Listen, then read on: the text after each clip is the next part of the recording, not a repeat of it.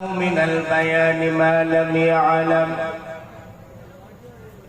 فسبحان الذي لا يحصى امتنانه باللسان ولا بالقلم. نشهد أن لا إله إلا الله وحده لا شريك له، ونشهد أن سيدنا وسندنا ومولانا محمدا عبده ورسوله الذي أرسله بالحق بشيرا ونذيرا وداعيا إلى الله تعالى بإذنه سراجا وقمرا منيرا. فقد قال الله تعالى في كلامه المجيد وفي فرقان الحميد। আল্লাহ তাআলা যাদেরকে জবান দিয়েছে, আপনারা আশেপাশে চেয়ে দেখুন, অনেক মানুষের জবান আল্লাহ দেয় নাই। কেউ রয়েছে বোবা, আবার এই কণ্ঠে কথা বলার জন্য লক্ষ লক্ষ টাকা খরচ করছে। যে আল্লাহ বিনা খরচে আমাদেরকে এত সুন্দর কণ্ঠ দিলেন, সে আল্লাহর দেওয়া জবান দিয়ে প্রত্যেকটা অক্ষরে 10টি করে সওয়াব নেওয়ার জন্য যারা পারবেন না, শুনলেও সওয়াব হবে, সেই উদ্দেশ্যে জবানে আমার সাথে সকলে পড়েন আউযু বিল্লাহি মিনাশ শাইতানির রাজীম। বিসমিল্লাহির রাহমানির রাহিম। কুল ইন কুনতুম তুহিব্বুনাল্লাহ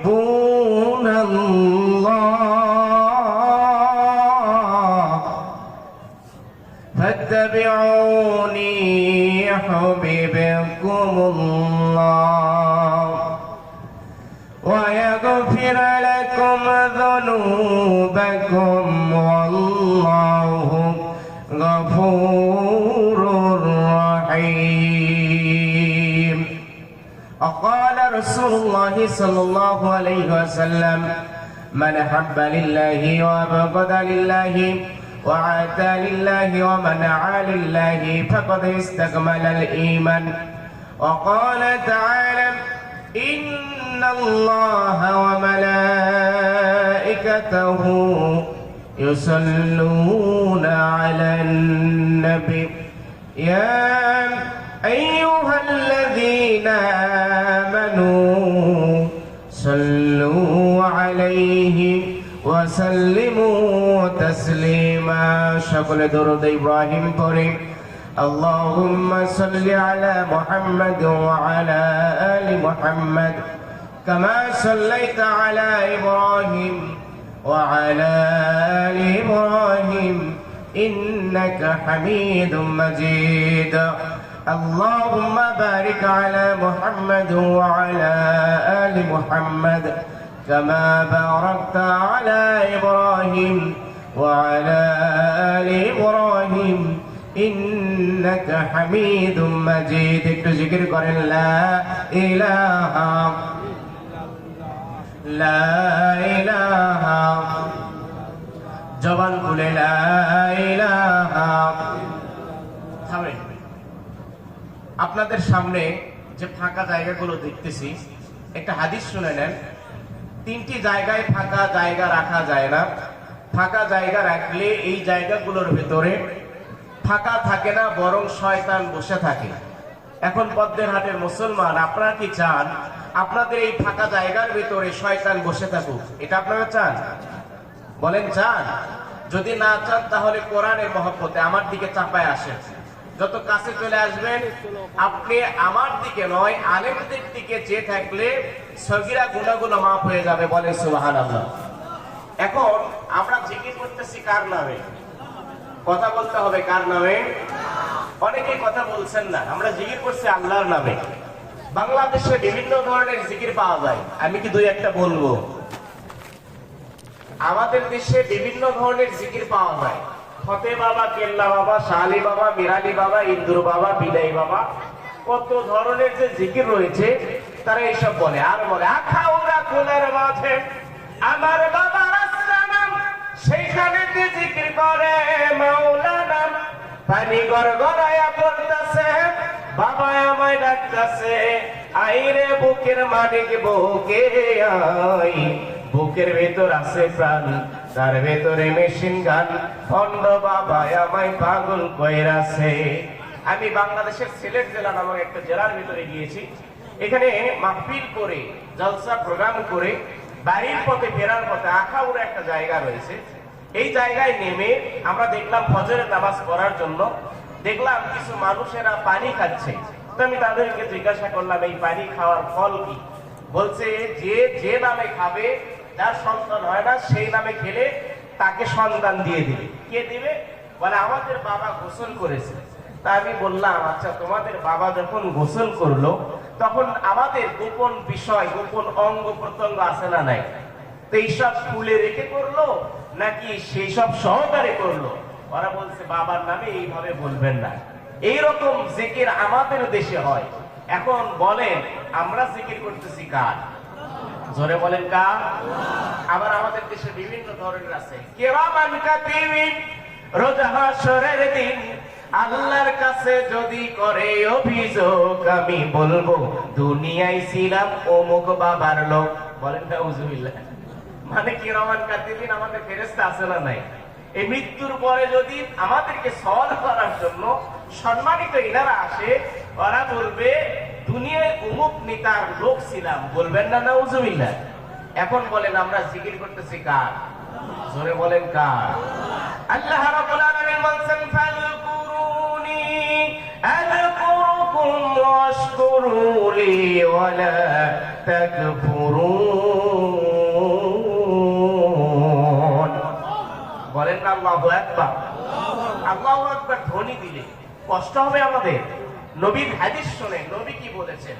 আল্লাহু আকবার ধ্বনি দিলে শয়তান যদি থাকে 144 জারি করে পালিয়ে যেতে বাধ্য হয়। বলেন আল্লাহু আকবার।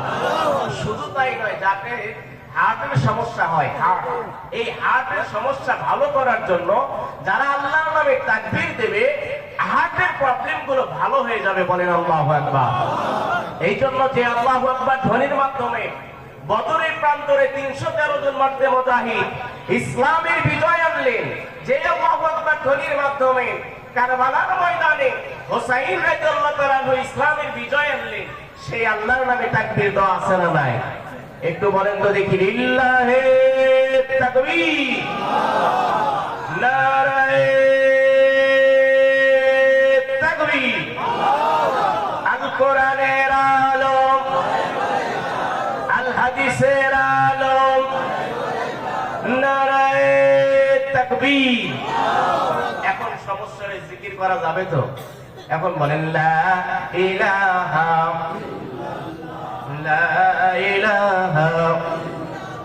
আল্লাহ নামের জিকির করবে যারা, আল্লাহর কাছে প্রিয় তারা, আল্লাহর কাছে প্রিয় যারা, জান্নাতে প্রবেশ করবে তারা। জোরে লা ইলাহা লা ইলাহা লা ইলাহা লা ইলাহা ইল্লাল্লাহু মুহাম্মাদুর রাসূলুল্লাহ। সকলে বলি সাল্লাল্লাহু। তুমি আসমানে থাকো প্রভু, আমি জমিনে, তবু তোমারি প্রেম জপে হৃদয় গহীনে। আমি তোমারি গোলাম গো, অন্য কারো নয়। বলেন তো আমরা গোলাম কার? আল্লাহর নামটা নিলে কষ্ট হবে। এখনো অনেকের জবান খোলে নাই। বলেন আমাদের জবান দেওয়ার মালিক কে? তোমারি গোলাম গো, অন্য কারো নয়।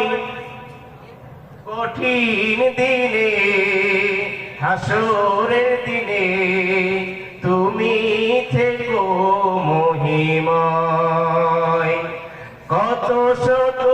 ভুল মাফ করে দাও, কত শত ভুল মাফ করে দাও, জানা কি অজানা আমি তোমারই গোলাম গো, অন্য কারো নয়। আলিমুল গায়ব তুমি, মালিক রব্বানা। সবাই বলেন আল্লাহু আল্লাহু আল্লাহু আল্লাহ, আল্লাহু আল্লাহু আল্লাহু আল্লাহ।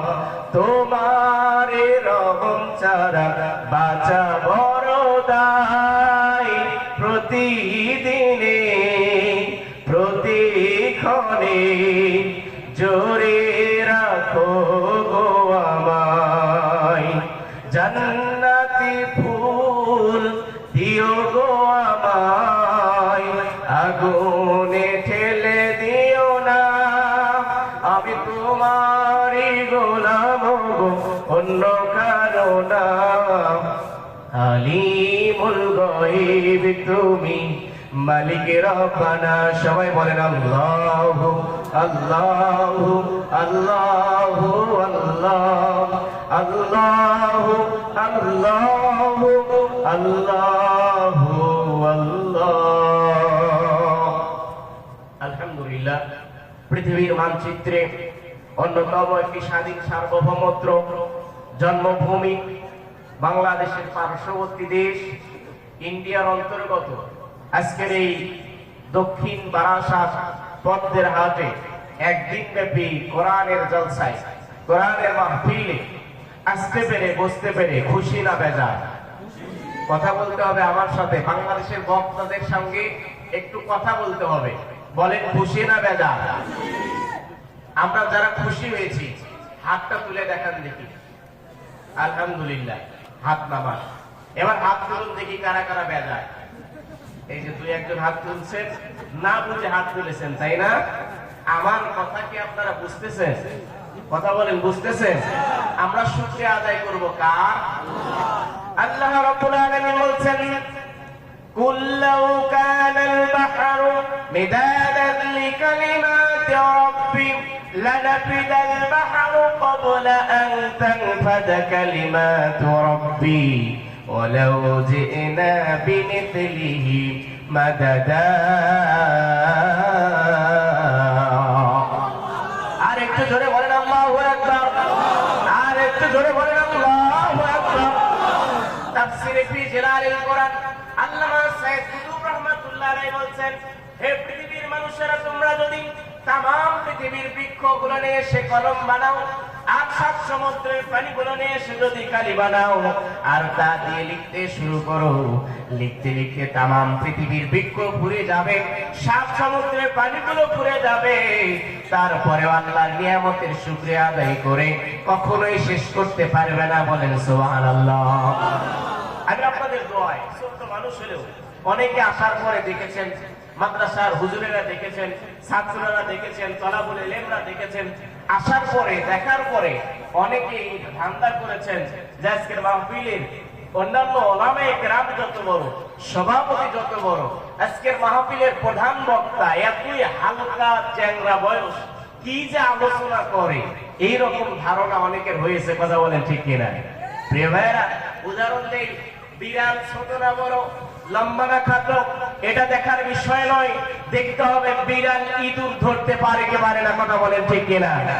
বক্তা ছোট না বড়, লম্বা না খাটো, এটা দেখার বিষয় নয়, দেখতে হবে বক্তা কোরআন হাদিস থেকে কথাগুলো বলতে পারে কি পারে না। কথা বলেন ঠিক কিনা? আপনাদের দোয়ায় আপনাদের দেশে এটা আমার 23তম প্রোগ্রাম, আলহামদুলিল্লাহ বলেন। শুধু তাই নয়, এই যে ভাইরা আছে তাদেরকে সাজ দিবেন, লক্ষ লক্ষ মানুষ এই ইন্ডিয়ার জমিনে আমি পেয়েছি, আমার সামনে ঘন্টার পর ঘন্টা আলোচনা করেছি। এটা আমার গর্বের বিষয় নয়, শুধু তাই নয়, আল্লাহর কোরআনের আয়াত আমি ব্যাখ্যা করছি, শুনুন। আল্লাহ রাব্বুল আলামিন কেন বললেন, তামাম পৃথিবীর বৃক্ষগুলো নিয়ে এসে যদি কলম বানাও, আর সাত সমুদ্রের পানিগুলো নিয়ে এসে যদি কালি বানাও, এটা আমি যখন বিমানের উপরে উঠেছি, উঠতে গিয়ে যখন ওই ওই ভারত মহাসাগর পার হয়ে, যখন লোহিত মহাসাগর পার হয়ে সৌদি আরবের ভেতরে প্রবেশ করলাম, আর ওই জানালার কাছ থেকে যখন এই পানিগুলো দেখতে লাগলাম, এখানেই শুধু নয়, ওই হজ করার সময় যখন ওই মক্কা ভূমির ভেতরে গেলাম, লক্ষ লক্ষ মানুষদেরকে দেখলাম, আমি কোন একটা মানুষের সাথে অপর একটা মানুষের মিল পাই নাই। ওখানে প্রমাণিত হয়েছে আল্লাহ রাব্বুল আলামিন বলছেন, এই পৃথিবীর যা কিছু আমি সৃষ্টি করেছি, এই পৃথিবীর নাজদেমত যা সৃষ্টি করেছি, আমি আল্লাহর শুকরিয়া যদি শুরু করো, লিখতে লিখতে সব ভুলে যাবে। তারপরেও আল্লাহর দেওয়া নিয়ামতের শুকরিয়া আদায় করে কখনোই শেষ করতে পারবে না। বলেন সুবহানাল্লাহ। আচ্ছা মানুষ বলো দেখি রাত্রি কেন কালো, সূর্য বলো কোথা হইতে পাইল এত আলো, ফুলগুলো নানান রঙের কেমন করে হয়, পাতাগুলো সবুজ বটে ফুলের মতো নয়, আবার দুধ কেন এত সাদা, মরিচ কেন ঝাল, আমগুলো পাকলে বলো কেমনে হয় তা লাল, আবার পশু পাখি কয় না কথা, মানুষ কেন কয়, বলো বলো এ মানুষ সবাই কেমন করে হয়, ভাবি সবই মহান আল্লাহর দান, নত শিরে সিজদা করো ওহে মুসলমান। আবার দিনগুলো একই রকম, পার্থক্য নয় মোটেও, তবে সাদা কালো বাচ্চাগুলো কেমন করে ফোটেন। আমরা সবাই বাস করি এই পৃথিবীর অঙ্গে, হাতের লেখা মুখের চেহারা মেলে না কারো সঙ্গে। পদ্মের হাটের মুসলমান আওয়াজ দিয়ে বলেন ঠিক কিনা? আপনাদের দোয়ায় বাংলাদেশের আমি প্রত্যেকটা জেলার ভিতরে আলোচনা করেছি, অধিকাংশ জেলায় গিয়েছি, হাজার হাজার মানুষদেরকে পেয়েছি, কোথাও একটা মানুষের সাথে কোথাও মিল পাইলাম না। আর আল্লাহ সেটা চ্যালেঞ্জ করে দিয়ে বলছেন, হাতের লেখা মুখের চেহারা মেলে না কারো সঙ্গে, আর মেলে না গলার আওয়াজ, বুড়ি আঙ্গুলের টিপ, ওরে প্রমাণ হলো মহান আল্লাহ একজন আছেন ঠিক। একটু জিকির করেন লা ইলাহা। কারণ ভাইরা বসে যান, কোরআনের মহব্বতে সুদূর প্রায় 14 ঘন্টা, তারও চেয়ে অধিক ঘন্টা আমি পাড়ি দিয়ে এখানে এসেছি। এই জন্য একটা ঘন্টা অথবা 30 মিনিট যদি আপনাদের কষ্ট দেই, আমি তো দাওয়াত নিয়েছি 7 তারিখ, এই 7 তারিখ বাজতে আর মাত্র 28 মিনিট সময় আছে। আমি তো 8 তারিখ দাওয়াত দেই নাই, কথা বলেন ঠিক কিনা? আমি যদি 2 প্রোগ্রামে কথা বলি, ধরুন 8 তারিখে যদি চলে যাই, তাহলে নজরানা কিন্তু সেই রকমই হওয়া দরকার। তবে দেখি আপনারা কি করেন সেটা কথা নয়, কোরআনের মহব্বতে 30 মিনিট যদি আপনাদের মাঝে বিরক্ত করি, আপনারা কি মন খারাপ করবেন? আওয়াজ দিয়ে বলে মন খারাপ করবেন? সংক্ষিপ্ত সময় আল্লাহ রাব্বুল আলামিন এই সময় সম্পর্কে বলছেন, আল্লাযী খালাকাল মাউতা ওয়াল হায়াতা লিয়াবলুয়াকুম আইয়ুকুম আহসানু আমালা ওয়া হুয়াল আজিজুল গফুর। আর একটু জোরে বলেন আল্লাহু আকবার। সূরা মুলকের 2 নম্বর আয়াতের ভেতরে আল্লাহ বলছেন, হে পৃথিবীর মানুষেরা, তোমরা এই পৃথিবীর ভিতরে এসেছো, তোমাদেরকে আমি কাউকে হায়াত দিয়েছি 100 বছর, কাউকে হায়াত দিয়েছি 200 বছর, কাউকে হায়াত দিয়েছিলাম 1000 বছর, আবার কাউকে হায়াত দিয়েছি মাত্র 5 দিন, আবার কাউকে হায়াত দিয়েছি মায়ের ঘুম পর্যন্ত। অনেক ব্যক্তি এই দুনিয়ার আলোটাও দেখতে পারে না। এই চ্যালেঞ্জ করে দিয়ে আল্লাহ রাব্বুল আলামিন বলছেন, এই পৃথিবীর ভেতরে আমি মৃত্যুকে আগে নির্ধারিত করেছি, তোমাদের জীবন দেওয়ার পূর্বে আমি মৃত্যুকে আমি জীবন দেওয়ার পূর্বে নাজিল করেছি। কাদের কোন পর্যন্ত পাওয়ার রয়েছে, কার কোন পর্যন্ত হায়াত রয়েছে, এই হায়াতের বিন্দু মাত্র কখনোই পার হতে পারবে না। কথা বলেন ঠিক কিনা? রঙিন এই পৃথিবী সারিতে হইবে, সাধের এই দেহ মাটিতে খাইবে, সঙ্গ হবে জিন্দে গানি, কার লাগিয়া এত মায়া এত চোখের পানি। এই জন্য যেহেতু সব হায়াত পেয়েছি, এই হায়াতের ভেতরে আমাদের ভালো ভালো আমল করা দরকার আছে না নাই? আল্লাহ রাব্বুল আলামিন বললেন, পৃথিবীর মানুষেরা, আমি তোমাদেরকে সংক্ষিপ্ত হায়াত দিলাম, আমি তোমাদেরকে সংক্ষিপ্ত সময় দিলাম, এই সময়ের ভেতরে ভালো ভালো আমল করো। আর এই আমলটা করতে গিয়া তোমরা বদ আমলের দিকে যেও না, মন্দ আমলের সাথে যেও না। তোমরা বদ আমলের দিকে চলে গেলে কি হবে? এই দুনিয়া ছাড়া সঙ্গে সঙ্গে কাল কিয়ামতের ময়দানে হাসর নাসর হওয়ার মাধ্যমে আল্লাহ আমাদেরকে জাহান্নামের ভেতরে দেবে। কথা বলেন ঠিক কিনা? এই জন্য পরের আয়াতে আল্লাহ রাব্বুল আলামিন বলছেন, ওই শয়তান যদি তোমাদেরকে বাধা দেয় তাহলে কি করবেন? সুম্মা লাম আতিয়ান্নাহুম মিন বাইনি আইদিহিম ওয়া মিন খালফিহিম ওয়া আন আইমানিহিম। এই আয়াতের ভিতরে আল্লাহ রাব্বুল আলামিন বলছেন, তোমাদের সামনে, পেছনে, ডানে বামে শয়তান সব সময় বাধা দেওয়ার চেষ্টা করবে। কিন্তু এই শয়তানকে তোমরা বাধা থেকে বিরত থাকার জন্য, নিজের আত্মাকে রক্ষা করার জন্য আল্লাহর নামে বিসমিল্লাহ দিয়ে যদি কথাগুলো শুরু করে দাও, শয়তান কখনোই আমাদের বাধার সামনে দাঁড়াতেই পারবে না। বলেন আল্লাহু আকবার। আল্লাহ রাব্বুল আলামিন এটাও কথা কোরআনের ভিতরে বলেছেন। আল্লাহ রাব্বুল আলামিন বলেছেন, ওয়া ইম্মা ইয়াউযাগান্নাকা মিনাশ শাইতানি নাজগুন ফাসতাইয বিল্লাহ। আল্লাহ রাব্বুল আলামিন বলেছেন, পৃথিবীর মানুষেরা রে, আমি তোমাদের মাঝে যে কোরআনটা দিয়েছি বিসমিল্লাহ দিয়ে, এই কোরআনের আয়াতের ভেতরে আল্লাহ বলছেন, কথাগুলো যদি তোমরা শুরু করে দাও, কথাগুলো চলতেই থাকবে, কিয়ামত চলে আসবে, কোরআনের কথা কখনোই ফুরাবে না। বলেন সুবহানাল্লাহ। আর এই কথাগুলো শুনলে আমাদের কি লাভ হবে? আল্লাহ এটিও কোরআনের ভেতরে বলছেন। বলবেন না সুবহানাল্লাহ? আমি যে কোরআন আলোচনা করতেছি, খারাপ লাগতেছে? আল্লাহ রাব্বুল আলামিন কোরআনের ভিতরে বলছেন, আল্লাহ রাব্বুল আলামিন বলছেন, হে পৃথিবীর মানুষেরা, ইন্নামাল মুমিনুনা আল্লাযীনা ইযা যুকিরাল্লাহ ওয়াজিলাত কুলুবুহুম ওয়া ইযা তুলিয়াত আলাইহিম আয়াতুহু زادتهم إيمانا وعلى ربهم يتوكلون। আল্লাহ রাব্বুল আলামিন বলছেন, পৃথিবীর মানুষেরা, তোমরা যতক্ষণ পর্যন্ত এই কোরআনের কথা শুনবে, হাদিসের কথাগুলো শুনবে, একটা মোবাইলকে চার্জের ভিতরে ঢুকায় দিয়া কারেন্টের ভিতরে দিলে যেমনই করে মোবাইলটা আস্তে আস্তে চার্জ হতে থাকে, কোরআনের কথাগুলো শ্রবণ করতে করতে আমি তোমাদের ঈমানগুলোকে বৃদ্ধি করে দেব। বলেন সুবহানাল্লাহ। আলেম ওলামা আছে তারা বলতে পারবে, প্রিয় ভাইরা, দেখতেছেন ছোট মানুষ, বাংলাদেশের দুই দিক দিয়ে আমাদের আমার পড়াশোনা শেষ।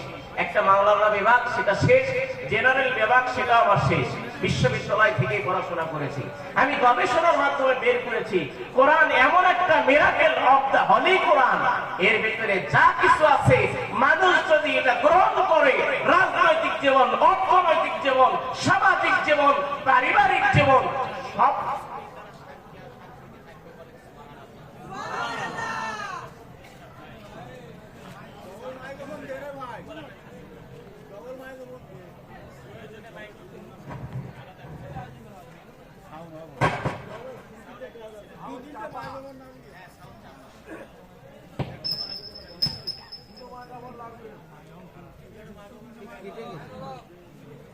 বলার চেষ্টা করছেন।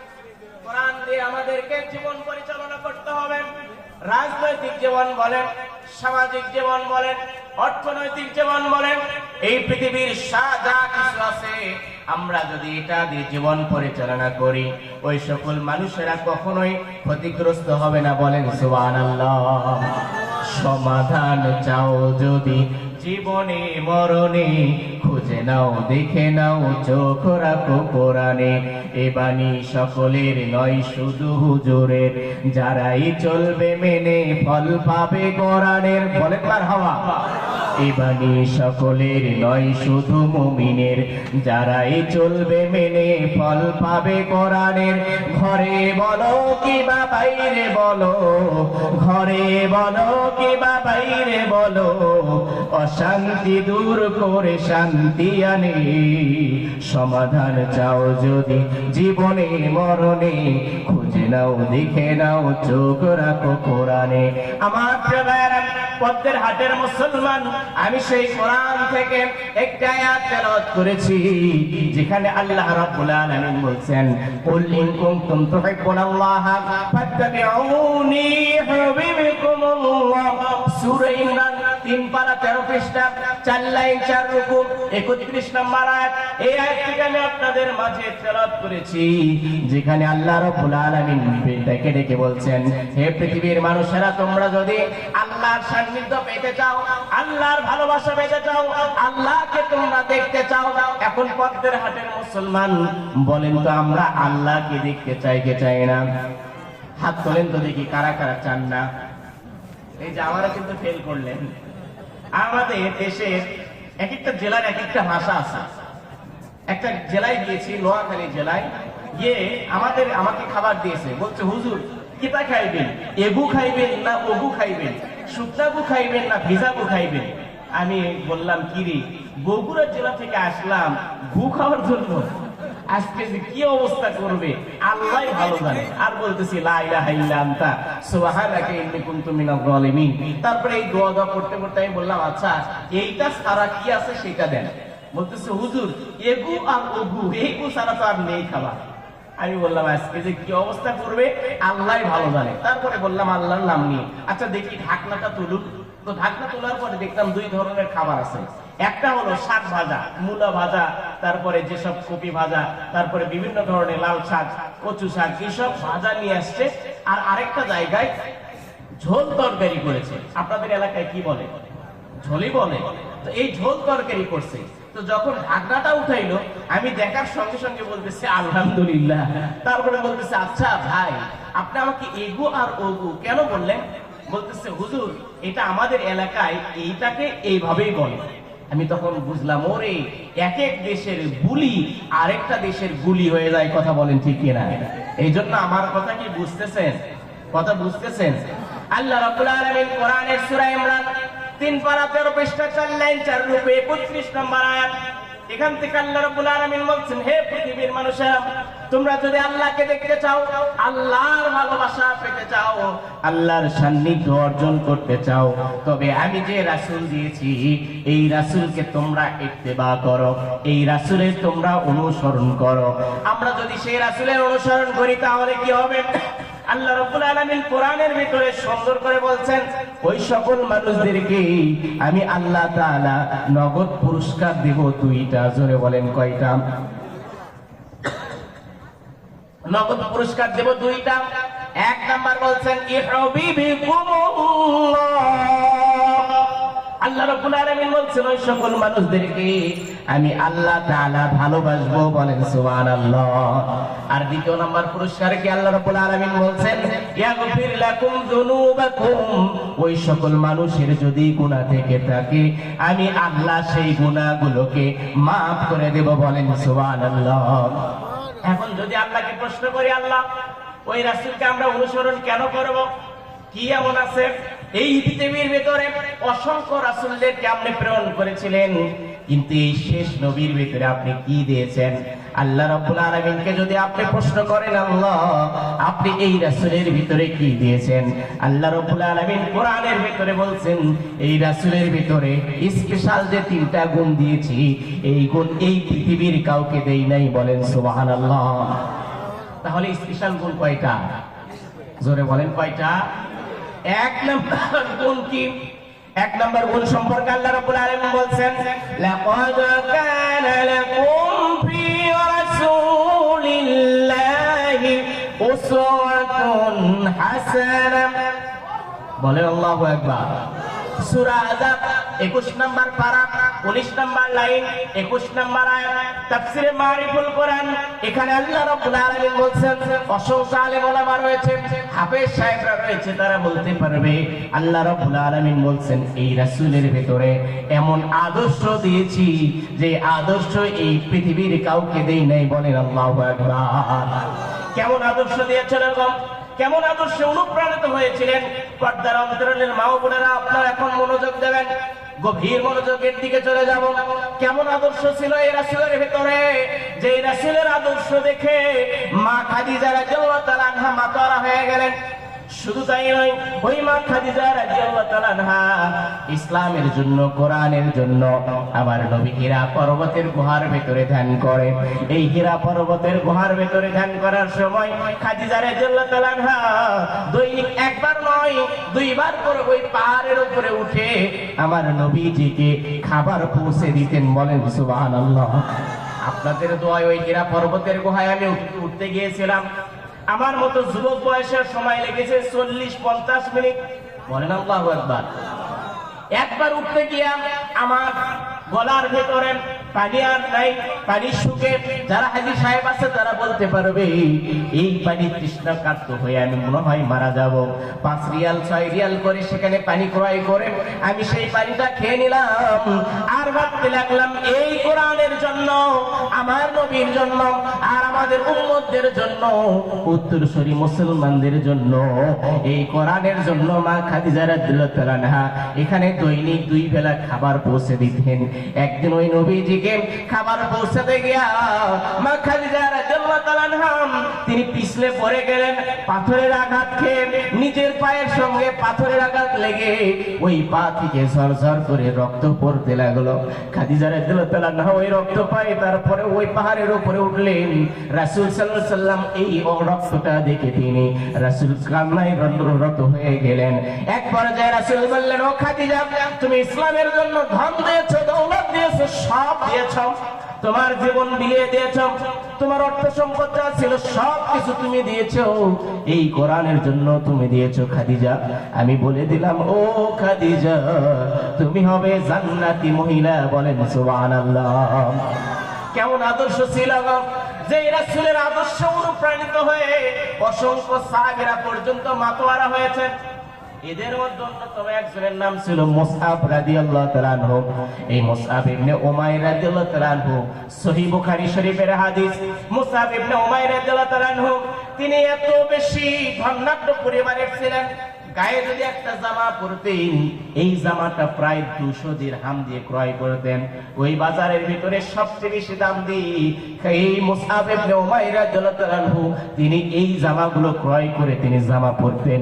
শুধু তাই নয়, তিনি যদি সুগন্ধি ব্যবহার করতেন সবচেয়ে বেশি আতরওয়ালা, সবচেয়ে বেশি দামিওয়ালা এই দামি আতরটা তিনি ব্যবহার করতেন। তিনি যে রাস্তা দিয়ে যেতেন হাইটা হাইটা, ওই রাস্তা দিয়ে প্রত্যেকটা মানুষেরা সেই সুঘ্রাণ পাইত। এক পর্যায়ে আমার নবীর কাছে ওই মুসআব রাদিয়াল্লাহু তাআলা আনহু এসলেন। এসে ওই সুন্দর হাতে তিনি হাত দিলেন আর নবীজিকে বললেন, নবীজি আপনি আমাকে কালেমা পড়ায়া দেন। নবী বললেন, হে মুসআব রে, তুমি এত ধনাঢ্য পরিবারের সন্তান, তুমি যদি ইসলামের দিকে চলে আসো, তুমি যদি কোরআনের মাদ্রাসায় চলে আসো, তুমি যদি কোরআনের দিকে চলে আসো, তাহলে হয়তো তোমাকে ঘর ছাড়া হওয়া লাগতে পারে, হয়তো রাত 3টার দিকে তোমাকে উঠে কোরআন পড়া লাগে। আছে না নাই?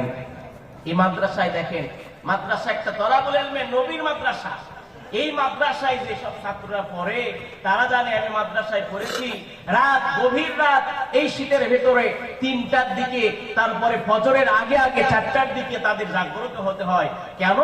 এই কোরআনটা মুখস্থ করতে হবে। বলবেন না সুবহানাল্লাহ? পৃথিবীর ভেতরে যত গ্রন্থ বলেন, ত্রিপিটক, বাইবেল, মহাভারত যা কিছু আছে, এগুলোর হাফেজ গুনে গুনে কম পাওয়া যায়। কথা বলেন ঠিক কিনা? কিন্তু তাম পৃথিবীর ভিতরে কোরআনের হাফেজ আছে না নাই? জোরে বলেন আছে না নাই? যদি আগুন লেগে ধ্বংস হয়ে যায়, ধ্বংস হয়ে যায়, যদি আগুন লেগে ধ্বংস হয় পৃথিবীর সব বইয়ের দোকান, তবে বিশ্ব থেকে হারাবে না পবিত্র কোরআন। বলবেন না আল্লাহু আকবার? করবে কেমন করে কোরআন ধ্বংস? আগুনের হতেস। এই গ্রন্থের লক্ষ লক্ষ রয়েছে কোরআনের হাফেজ, তারা ছাপায় আবার আসমানি গ্রন্থ, ছাপায় আসমানি গ্রন্থ, করবে বিশ্ব ম্লান, তবে বিশ্ব থেকে হারাবে না পবিত্র কোরআন। বলেন মারহাবা। এই যে কোরআনের ছাত্ররা যারা দাঁড়িয়ে আছো, কোরআনের মহব্বতে তোমরা এখানে বসে যাবে। তার কারণ যারা দাঁড়িয়ে আছে এরা কোরআনের সাথে বেয়াদবি করতেছে। কথা বলেন ঠিক কিনা? আধা ঘন্টা 30 মিনিট আমি তোমাদের মাঝে বিদায় নিয়ে চলে যাব। আমার প্রিয় ভাইয়েরা, মন খারাপ করছেন? নবীজির প্রেমে আদর্শে মাতোয়ারা হলেন। ওই মুসআব রাদিয়াল্লাহু তাআলা বললেন, তুমি যদি ঈমান আনো, তুমি যদি ইসলামটা গ্রহণ করো, তোমার উপরে স্ট্রিম রোলার চলে আসতে পারে, ঘর ছাড়া হওয়া লাগতে পারে, বাড়ি ছাড়া হওয়া লাগতে পারে। এমনকি তার মায়ের কাছে গিয়ে বললেন, ওই মা বললেন, তুমি আমাদের একটা মাত্র সন্তান, আর তুমি নবীর হাতে হাত রেখে কালেমা পড়তে চাও, এটা তোমার বাবা গ্রহণ করবে না, হয়তো তোমাকে ঘর ছাড়া হওয়া লাগতে পারে। ওই মুসআব তারপরেও নবীর প্রেমে মাতোয়ারা হয়ে, নবীর আদর্শে অনুপ্রাণিত হয়ে তিনি ঘর থেকে বেরিয়ে পড়লেন। এক পর্যায়ে কাফেররা চতুর্দিকে ষড়যন্ত্র করতে লাগলো, এই ডালপালা যারা আছে তাদেরকে আউট করে দিতে হবে। এই আউট করার জন্য মুসআব রাদিয়াল্লাহু তাআলা নূর পিছনে নিলেন। নবীজি ওই মুসআবকে বললেন, হে মুসআব ইবনে উমাইর, তুমি আর মক্কায় থাকবে না, তুমি চলে যাও মদিনায়। ওই মদিনায় মুসআব চলে গেলেন। শুধু তাই নয়, ওই মুসআব নবীর আগে ওখানে পৌঁছে গিয়ে মদিনায় 1 নয় 2 নয় 150 জন মুসলমান তিনি নবনিবদ্ধে এই কালেমা পড়াইলেন। বলেন আল্লাহু আকবার। শুধু তাই নয়, মুসলমান কবির মনোযোগ দেবেন। রাসূল সাল্লাল্লাহু আলাইহি ওয়াসাল্লাম মদিনায় চলে গেলেন। এক পর্যায়ে মদিনায় যাওয়ার পরেও কাফেরদের ষড়যন্ত্র বন্ধ নাই। মক্কা থেকে তারা মদিনার দিকে রওনা দিলেন। বদরের প্রান্তরে যুদ্ধ হলো, মুসলমানরা বিজয় লাভ করলো। উহুদের ময়দান আবার শুরু হয়ে যাবে। এক পর্যায়ে উহুদের ময়দানে কাকি নেতৃত্বের পতাকা, বিজয়ের পতাকা, কালেমা খচিত লা ইলাহা ইল্লাল্লাহ, এই পতাকাটা কার হাতে দেওয়া যায়? খুঁজে খুঁজে দেখলেন এই মুসআব, যিনি ঘর ছেড়েছেন, যিনি পরিবার ছেড়েছেন, যিনি দেশ ছেড়েছেন, যিনি মদিনায় এসে এত মানুষদেরকে মুসলমান করেছে, এর চাইতে আর অন্য কেউ সুন্দর হতে পারে না। এই কালেমা খচিত পতাকা ওই মুসআবের হাতে নবী নিজেই তুলে দিলেন। বলেন সুবহানাল্লাহ। যুদ্ধ শুরু হয়ে গেল। গভীর মনোযোগ, সংক্ষিপ্ত আকারে বলছি। যুদ্ধ শুরু হয়ে গেল। এক পর্যায়ে মুসলমানরা ওই উহুদের ময়দানে নবীর আদেশ না মানার কারণে যুদ্ধে জয়লাভ করতে পারলেন না। ওই উহুদের ময়দানে আমি গিয়েছিলাম আপনাদের দোয়ায়, এখনো পর্যন্ত সেখানে রক্তের লাল ওই পাহাড়টা দেখা যায়। আমি ওখানে গিয়ে আমার মনে হয়েছে আমাদের মুসলমানদের জন্য নবী এখানে দান শহীদ করেছে। শুধু তাই নয়, এই মুসআব ইবনে উমাইর রাদিয়াল্লাহু তাআলা আনহুকে কাফেররা এসে নিজের শরীরের ভেতরে তলোয়ারটা চাপিয়ে দিলেন। এক পর্যায়ে শুধু এখানেই ক্ষান্ত নয়, এই তলোয়ারটা দিয়ে ডান হাতটা তারা জমিনের উপরে ফেলে দিল। বাম হাতে তিনি কালেমার পতাকা নিলেন, বাম হাতেও আঘাত করলেন, বাম হাতটাও জমিনের উপরে পড়ে গেল। এক পর্যায়ে ওই কালেমা খচিত পতাকা এই জমিনের উপরে পড়ে গেল। ওই মুসআব নিজের বুকের সঙ্গে ওই কালেমার পতাকাটা জড়ানোর চেষ্টা করলেন, তারপরেও তারা সহ্য করতে পারল না। মুসআব রাদিয়াল্লাহু তাআলা আনহুকে শহীদ করে দিলেন। শুধু তাই নয়, মুসলমান যখন এদিক বিদিক মুসলমানরা শহীদ হয়ে পড়ে আছে, রাসূল শহীদদেরকে খুঁজতে লাগলেন। এক পর্যায়ে পতাকার সাথে জড়ানো ব্যক্তিটাকে খুঁজে বের করলেন। সাহাবীদেরকে নির্দেশ দিলেন, চলো নিয়ে আসো। এত বেশি মুসলমানরা ওই যুদ্ধে শহীদ হয়েছে, কাফনের কাপড় যাকে দিবে এই কাফনের কাপড়টাও আর বেশি নাই। বলবেন না আল্লাহু আকবার। এই কাফনের কাপড়টাও আর বেশি নাই। কিভাবে দেবেন? কাকে দেবেন? কাকে কাফন দাফনের ব্যবস্থা করবেন? যে মুসআব, এই মুসআবকে নিয়ে আসা হলো।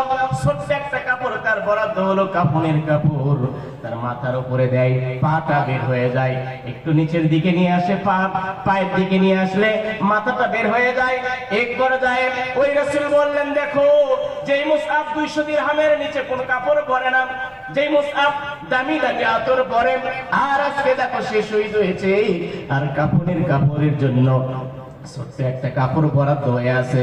আমার প্রিয় মুসলমান ভাইয়েরা, দেখেন ইসলামের জন্য তারা কত বেশি ত্যাগ স্বীকার করে, আর আমার নবীর আদর্শ অনুপ্রাণিত হয়ে তারা মুসলমান হয়ে যায়। বলেন সুবহানাল্লাহ।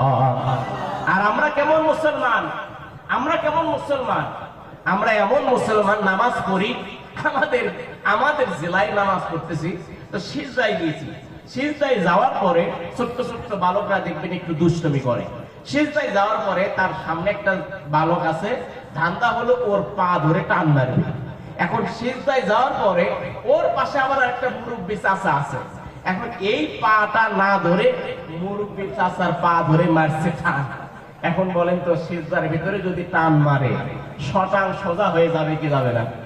এমন সোজা হয়েছে সিজদার ভিতরেই বলছে, এই ইমাম সাহেব, ইমাম আপনি নামাজ থামান।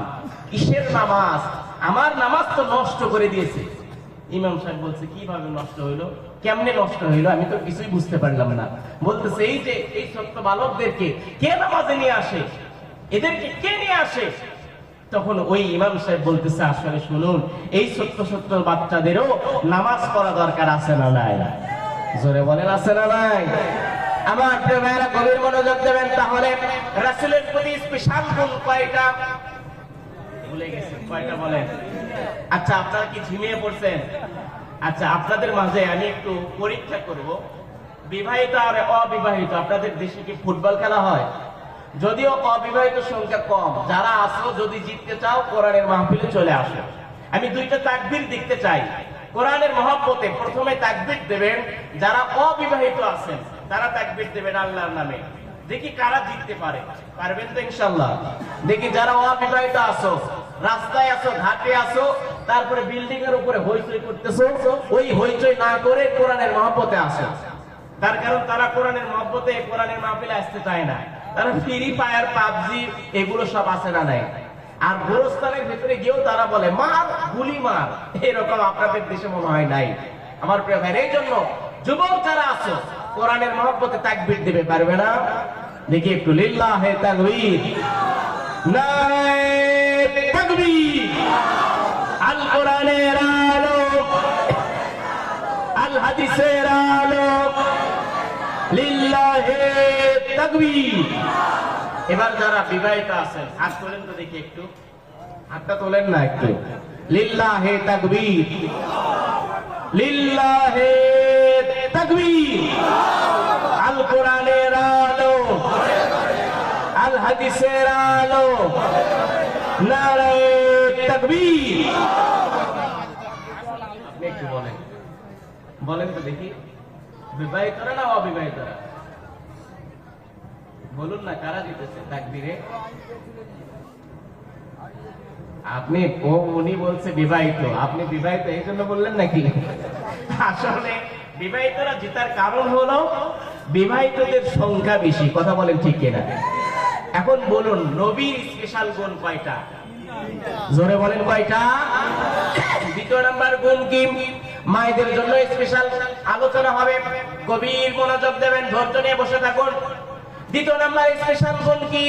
নবীর দ্বিতীয় নাম্বার স্পেশাল সম্পর্কে আল্লাহ রাব্বুল আলামিন কোরআনুল কারীমের ভিতরে সূরা আম্বিয়া 17 নম্বর পারা 107 নম্বর আয়াত আল্লাহ রাব্বুল আলামিন বলছেন, ওমা আরসালনাকা ইল্লা রাহমাতাল লিল আলামিন। আর একটু জোরে বলেন আল্লাহু আকবার। আল্লাহ রাব্বুল আলামিন বলছেন, পৃথিবীর মানুষেরা রে, এই রাসূলকে আমি প্রেরণ করেছি তোমাদের জন্য শুধু নয়, এই পৃথিবীবাসীর রহমত স্বরূপ। বলবেন না সুবহানাল্লাহ? কেমন রহমতের নবী ছিল গো। চলুন তো একটু বুখারী শরীফ থেকে একটু ঘেটে আসি। হাদিসের ভিতরে কি বলছে? আমার নবী যখন মসজিদে নববী নির্মাণ করলেন, এই মসজিদে নববী নির্মাণ করার পরে আযান দিতে হবে, চতুর্দিকে মুয়াজ্জিন ভাইদেরকে খুঁজলেন, কোথায় পাবে মুয়াজ্জিন? কালো একজন মানুষ যার নাম হলো বিলাল।